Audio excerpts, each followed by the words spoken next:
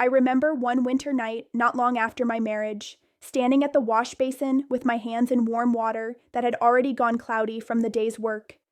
The house was quiet except for the ticking of the clock and the low creak of the wood stove settling. My husband had already gone upstairs. There was nothing unusual about that evening, nothing that would stand out to anyone else, but I remember the feeling in my chest as clearly as the steam rising from the basin. A heaviness, mixed with a question I did not yet have words for. I had been married only a few months then.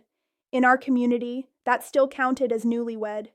I had grown up believing marriage would feel like stepping into a steady current, something that would carry me naturally into closeness, into understanding, into shared rhythm, and in many ways, it did. We worked side by side, we prayed side by side, we ate at the same table every day. From the outside, it looked peaceful. But intimacy inside an Amish marriage is rarely spoken about directly, especially to young women before they wed. We are taught modesty so deeply that even our questions feel immodest. So when I stood there that night, drying my hands slowly just to delay going upstairs, I wasn't thinking in terms like consent or refusal. Those were not words I had been given. My name is Eliza, and I was raised in an Old Order Amish community in Pennsylvania. I left a few years ago, but my memories of those early married years remain very close to the surface. I speak about them carefully because they are layered with faith, duty, love, and confusion all at once. One thing outsiders often misunderstand is the assumption that Amish women are simply forced into everything, including intimacy. That picture is too harsh and too simple at the same time. The reality is quieter, and because it is quiet, it can be harder to explain. Within marriage, intimacy is understood as part of the covenant, not separate from it. Marriage is not only companionship, it is also procreation, unity, and mutual comfort. Those ideas are taught gently but firmly. No one sits you down and says, "You cannot say no." It doesn't happen like that. Instead, you grow up hearing that a wife should be giving, that closeness strengthens marriage, that distance invites temptation or loneliness, so the expectation forms without ever being spoken as a command. I remember before my wedding, sitting with a group of older women quilting. They spoke about marriage in soft-coded language. One woman said, "A good wife keeps her home warm in every way." The others nodded. No one explained further. They didn't need to. I nodded too, even though my cheeks burned. In church, sermons about marriage focused on unity, humility, and service. They never described physical intimacy directly, but the message settled into us just the same, that our bodies were part of our offering within marriage. That context matters when asking whether Amish women can say no. Technically, yes. There is no written rule in the Ordnung, the church guidelines, that commands a wife to submit physically at all times.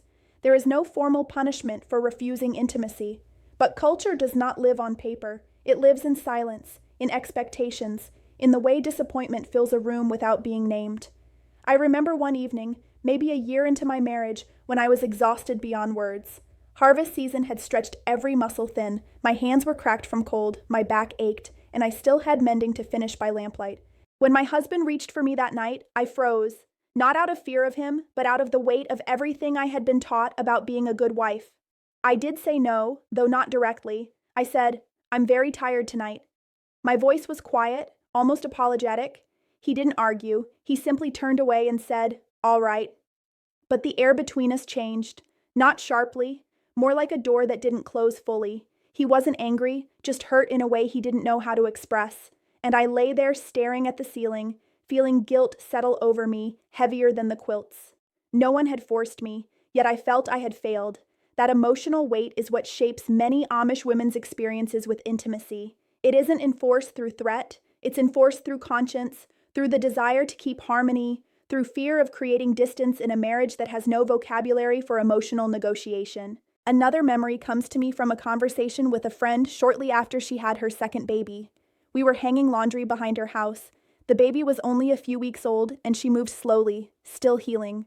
She told me quietly that she dreaded nighttime, not because her husband was cruel, he wasn't, but because she didn't feel ready physically or emotionally, and she didn't know how to explain that without sounding like she was rejecting him as a person.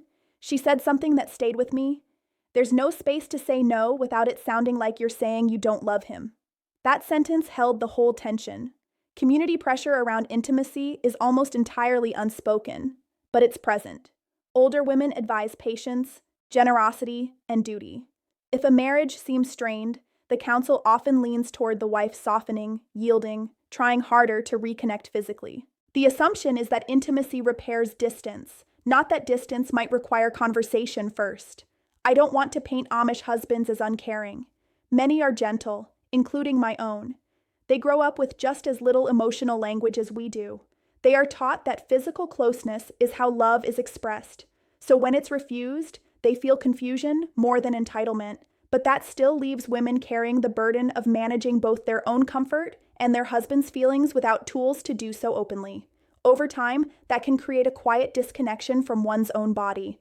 I went through a period where I stopped asking myself what I felt at all.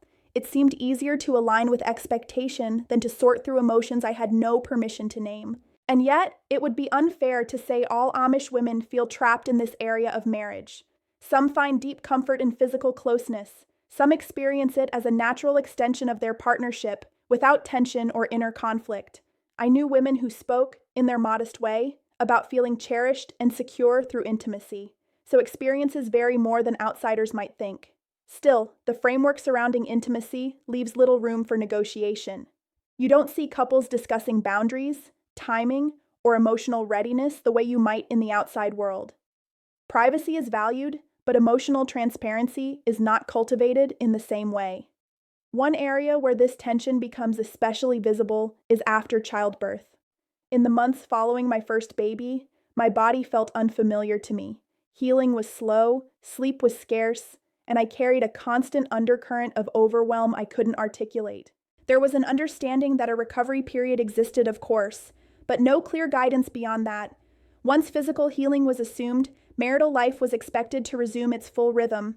I remember sitting on the edge of the bed one evening, holding my baby after finally getting him to sleep, feeling torn between two roles, mother and wife, with no space to transition gently between them. I didn't refuse intimacy outright during that time, but my participation felt detached, almost mechanical. That frightened me more than anything, not the act itself, but the feeling of absence within it. It took years before I understood that what I needed then was conversation, reassurance, emotional pacing, none of which I knew how to request. Looking back now, as someone who has lived outside the community for several years, I see the question differently. Can Amish women say no to intimacy? Physically, yes. Culturally, emotionally, spiritually, it's far more complicated. Saying no is possible, but it rarely feels neutral. It carries implications of disharmony, of withholding, of risking the fragile balance that Amish marriages depend on. When I left the community, one of the most surprising adjustments was learning that intimacy could be discussed openly, that consent could be ongoing, mutual, and conversational, rather than assumed within marital duty. At first, that idea felt almost foreign to me. I had to relearn how to recognize my own comfort, how to voice it without shame. But leaving also softened my view of where I came from. I understand why intimacy is framed the way it is in Amish life. Marriage is the foundation of the entire social structure. Large families, shared labor, spiritual unity, all of it rests on marital stability. Anything that threatens that unity is quietly discouraged. So intimacy becomes both glue and proof of that bond. And because divorce is nearly unthinkable, maintaining closeness carries even more weight. When I reflect on my own marriage now, I don't hold anger. I hold compassion for the younger version of me who didn't have language, and for the man who also operated within the only framework he knew. We were both trying to be faithful, to do right, to keep harmony. If there is one thing I wish Amish young women were given more of, it would not be rebellion or independence, but vocabulary, words for comfort, for hesitation, for emotional pacing inside marriage. Because silence, more than any rule, is what makes the question of saying no so heavy. Even now, years later, I can still picture that winter night at the wash basin, the steam rising, the quiet house waiting, the sense that I was stepping into something I didn't fully understand yet. I think many Amish women have stood in similar quiet moments, holding questions they may never voice aloud. Some find peace within the expectations. Others carry private conflicts they resolve slowly over time. Both realities exist side by side, and when I'm asked gently, carefully, about intimacy in Amish marriage, I try to answer the same way I've spoken here, without accusation, without romanticizing, just describing the texture of lived experience. Because the truth lives in that texture, in the pauses, the hesitations, the small negotiations that never make it into sermons or teachings. Wherever you stand outside this world, it may be hard to imagine how something so personal can be shaped so strongly by community structure. But when you grow up inside it, you don't see the boundaries at first. You only feel them when you brush against them quietly, in moments no one else sees. And if you've ever had to learn how to voice your own comfort inside expectations you didn't create, then you may understand more than you think.